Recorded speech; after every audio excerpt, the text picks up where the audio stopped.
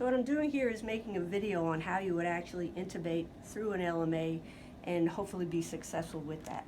So there are several keys. First of all, make sure you have an intubating LMA as opposed to just a classic LMA. Not that you can intubate through the others, but it's more difficult.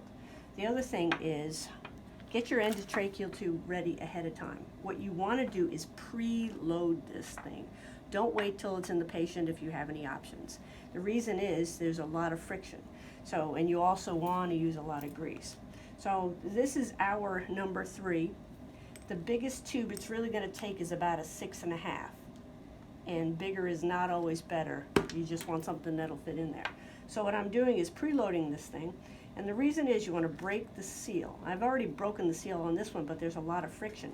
So you want to be able to make it so that it comes in and out extremely smoothly. Otherwise, you don't know what you're hitting on the way in. So what you want to do is load it till it's almost out of the mask, but not all the way out.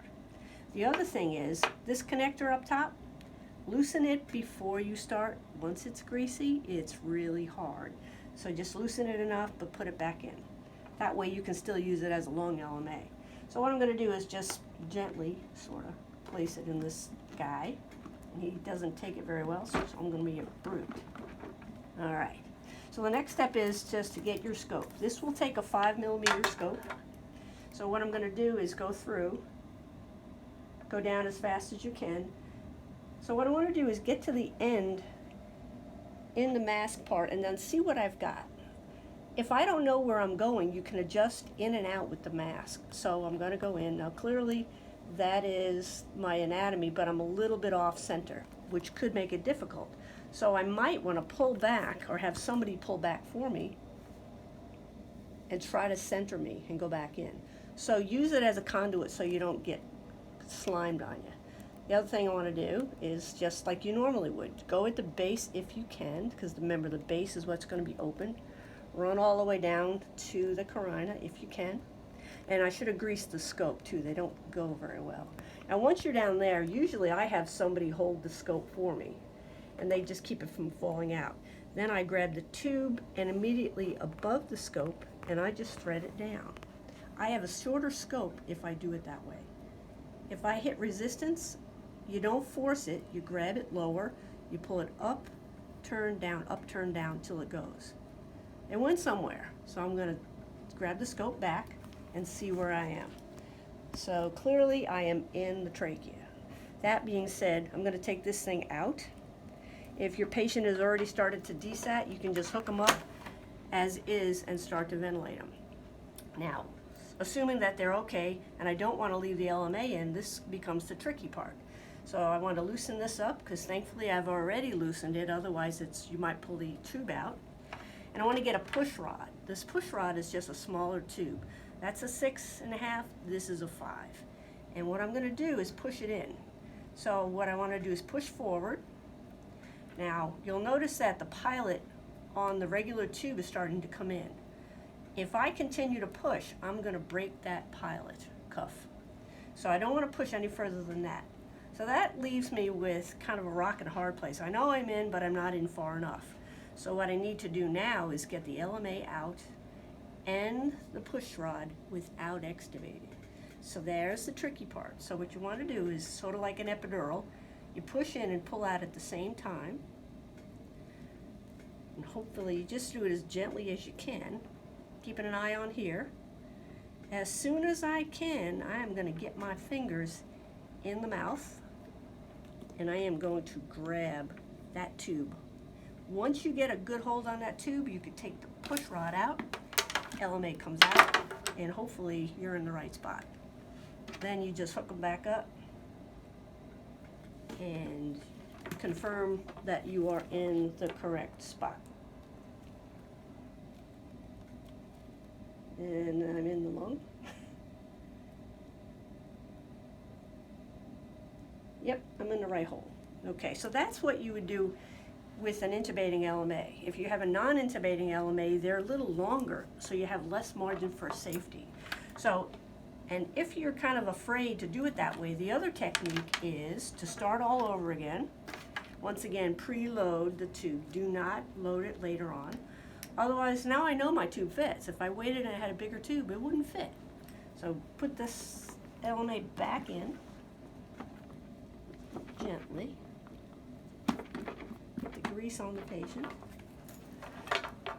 And then I'm going to go right back in, same thing.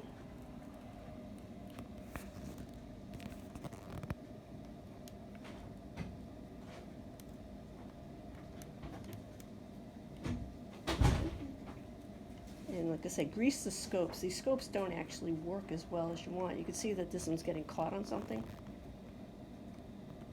All right, once I'm in there, once again, I have my partner grab the scope. And you don't have to do that with the bigger scopes, but I find that it works well. And then I'm going to thread the tube down. If it hits resistance, I'm not going to force it. I'm going to grab low, pull it up, turn it down, up, turn down, till it gives. And you guys saw it give. Once it's in there, I go as far as I can. Then I'm going to take my scope back out, confirm that I'm in there, and yes, I am in the trachea. Okay, now I'm going to disconnect this, and if I've got a regular LMA, pull that back, I pushed it in a little too far. I'm going to put something through here. So you have to watch the size of your tube as opposed to the exchange catheter that you can use. And look at the numbers on here. This is 40. 30 should be plenty long. You don't want to hurt somebody by going too far. Once this is in, what I've done is gone beyond the tube. Now I am going to take the whole thing out with the exception of the push rod. So you're actually taking your tube out. So as soon as I can, I'm going to get in the mouth, keep pushing the push rod in, pull the endotracheal tube out as well, which is it's slimy, so it's easier said than done. And as soon as I can, you notice I'm straightening it out? That makes it come better. As soon as I can, I'm going to grab this. Now you've got the same thing we have every day in the OR. So we turn it into a combo technique. So if my assistant would put that on there. Now this was a difficult airway, so the last thing you want to do is just thread it. So in this situation, what you're going to do is switch to a video. And just like if you went to the ICU, what you want to do is say, yes, I am still in the trachea, a little too far, and then have your assistant go thread it off. If it gets caught, you just kind of screw it in gently until it gets over, so just kind of turn it, screw. All right, so now we've confirmed that we're in the right place. We can come out, take that out, and go. So that's what you would do if you had either a non-intubating LMA or you're just kind of being careful because you can flip the tube out if you're not careful. And it's also a combination technique at the same. So combination techniques in general I've done with you people, but when I do a combo technique, one of us is the scoper, the other person is the video person on this end. So these are for techniques where you can see where you want to go, too deep, but you can't get there. So the bougie has not worked. So what I do is place this in the corner of the mouth and my partner scopes through. The important thing is that the partner has to guide you. Like right now, I'm kind of in the middle, but if I'm too far to the left or the right, you have to tell me. Like if I wanted to curve it, I can rotate. Okay, so now you want to go up over the arytenoids, and as soon as you get over the arytenoids, you retroflex because you want to hit that bottom part of the cords. And then once it'll go, you just go, and then somebody holds the scope for you, and you thread the tube in and rotate it. So that is a combination technique. You can do that with the very expensive bougie here. They make a new bougie out which has a flexible tip, but I'm getting some of those. We're going to see if they work. And there are a couple of other things out there. So anyway, hopefully this will be educational for all you guys. You can look at it at your convenience. Thank you very much.